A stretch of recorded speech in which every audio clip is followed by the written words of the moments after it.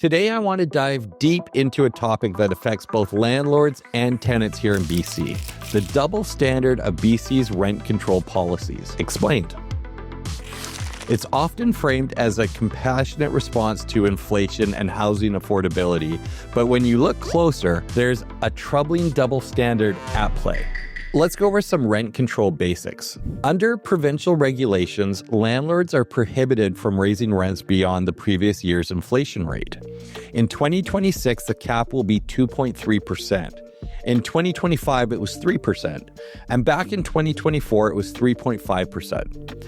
On the surface, this sounds like good news for tenants. Stable rent, predictable increases, more affordability. But here's the question. What about the rising costs faced by landlords? Think about it. Property taxes, insurance premiums, maintenance costs, all of these are climbing, often well beyond inflation. Prices have barely come down, interest rates are higher than they have been recently, and so affordability remains terrible. And unlike the government, landlords don't have an unlimited budget. They have to absorb the difference. Meanwhile, local governments across BC have been approving tax hikes that blow past inflation every single year. In 2024, Vancouver raised property taxes by 7.5%. Victoria approved almost a 7% hike. These aren't one-offs, these are a trend. Municipalities justify the increases to cover expanding budgets, new infrastructure, and public sector wage growth. But landlords, they're expected to quietly absorb their own rising costs without any flexibility to adjust rents fairly. And here's where it gets even more frustrating. Governments tell landlords you must keep your increases tied to inflation. But when it comes to their own spending, that rule doesn't apply.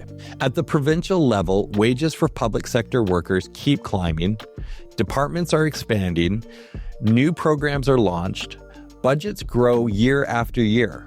So while landlords are told to tighten their belts, governments expand their reach unchecked. We think that the government needs to take certain actions to help curb costs of housing providers, including things like reducing the property tax burden for rental housing providers.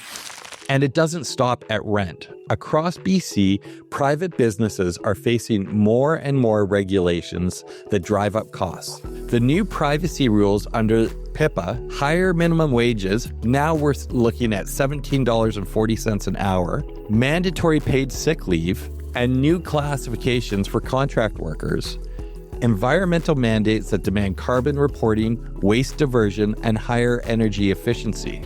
Now, I know many of these goals are worthwhile, but again, the burden falls disproportionately on the private sector, while public institutions face fewer restrictions. This contradiction isn't just ironic, it's unjust. BC businesses are calling for support to help them to be able to afford this change, to help them to be able to deal with all of the unpredictable changes. If inflation is a benchmark for controlling rent, then it should also be the benchmark for government spending and taxation. Governments cannot claim the moral high ground of protecting affordability while exempting themselves from the same rules. And at the end of the day, what we have is a lopsided system, one where private landlords and businesses are expected to subsidize affordability while governments continue to spend freely. It's time for a more honest conversation about fairness in housing. If we're serious about restraint, we should start by applying it to the ones writing the rules. Thanks for watching. If you found this helpful, don't forget to like the video, subscribe for more real estate insights, and share your thoughts in the comments below.